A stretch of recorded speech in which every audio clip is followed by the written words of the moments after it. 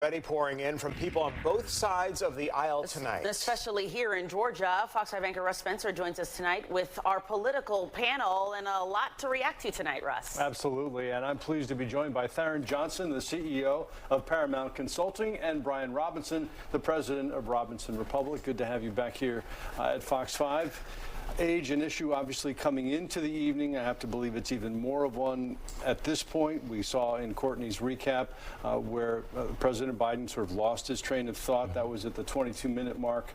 We're talking about immigration, gave President Trump an opportunity to say, I don't know what he just said, and I don't think he knows what he just said. What's your reaction to all of this? Well, Russ, I was really prepared to come in here tonight and just discuss the issues. You know, I was prepared to come and talk about 8 issues: policy, of course, public safety, immigration reform, you know, the economy, women's health care. But tonight we have to talk about the obvious, and that is that though President Biden had a raspy voice, there were moments where he sort of stumbled a little bit to say certain things. I want to commend him for being a patriot and actually finishing the drill, sticking with the hard, sort of debate and standing up there and getting through it with the energy that it takes to do that. Yes. It was not a good night for President Biden, but I think that, honestly, he is still the president of this country, and I think that Democrats are going to have a very tough conversation about ourselves going forward. And the good news about this is that while it was not his best performance, he will hopefully get another chance to debate, and it's June.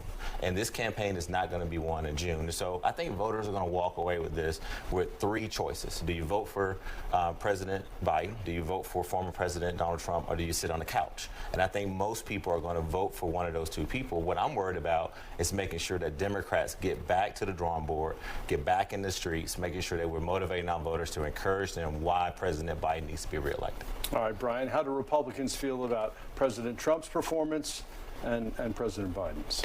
I think Republicans tonight and tomorrow and through the weekend are going to be saying this election may be over if the Democrats decide to keep Joe Biden on the ballot. It was that catastrophic for Joe Biden tonight, right out the gate, incoherent answers on issues that he should have been loaded for bear on. Democrats have been talking about abortion for weeks and weeks, even doing an event here in Atlanta with the vice president, and he had some 3 points that were complete nonsense. It didn't make sense to anybody watching. And that is just one example. He made some reference to in-laws raping people.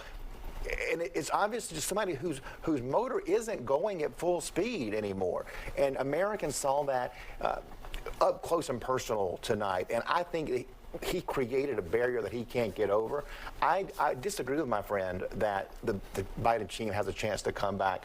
I don't think that campaign team will let Joe Biden back on a debate stage after this catastrophe that we saw tonight. I think they're going to go back to the Biden basement strategy that they did in 2020. They don't have COVID as an excuse this time, but he simply cannot be in the public sphere because he cannot hide what we saw tonight. We saw someone who is in mental decline and unable to hold a coherent thought throughout many parts of that debate on issues that he should have known backwards and forwards.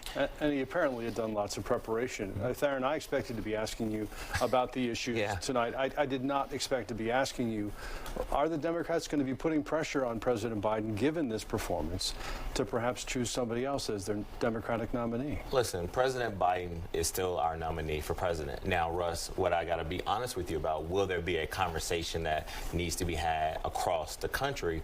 Yes. I'm unwilling to participate in that conversation because though I come on here and be very honest on this show that it was not a good night for the president, I still believe that he can govern this country. I still believe that he's a man of integrity. He's a man with moral character. And what we heard tonight from the opposite side was 80% lies, right? And that's not what we're going to talk about either because we knew what to expect from President Trump, right? We knew that he was going to come on there and he was going to just make up all these numbers and talk about all these different things. And unless you are able to have enough time to just go fact check each lie, you're not going to be able to do that.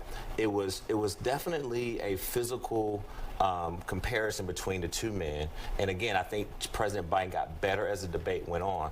But I'm not going to have that conversation. But will Democrats have a tough conversation about how do we move forward united? Yes. And I think that, look, the Republicans have got to have a conversation too because they're not that excited about Donald Trump's performance. Like, Donald Trump didn't really make any sort of public policy announcement, any sort of raise wave-waving policy decision that he did when he was president that makes American people want to go back and say, yeah, we remember that. You can have a robust conversation about the economy. And so, look, the president now was upbeat at the after party. I think his team has got to get back in the room and have a really, really tough conversation about how the campaign conducts itself from this point on. I'm almost out of time, but some of these moments are going to live for a long time on the internet, I'm assuming. And at least through November. You know, I think that line that you started out with, Russ, about I don't know what he just said, I don't think he does either. We're going to see that in debate preview stories for presidential races 50 years from now, just like we see some in recent weeks from the Carter-Ford debate and the Carter-Reagan debates. That is going to be one of those lines like "You're no Jack Kennedy" that lives on forever, and it may symbolize the entire election. I do think the Democrats are going to have a very serious conversation like we haven't had since 1968 in this country, really back before we had primaries, on whether or not they replace the duly nominated candidate of their party who happens to be the incumbent president of the United States. He obviously is not up to the job. That is the only takeaway that you can have. And you can quibble about why Donald Trump say he wasn't telling the truth. That's fine. No one's going to talk about that, right? That is not the takeaway of this debate. The only takeaway is Joe Biden's ability to do the job. All right. Brian Robinson, Tharon Johnson, we appreciate your assessment. Absolutely. Thank you for being here.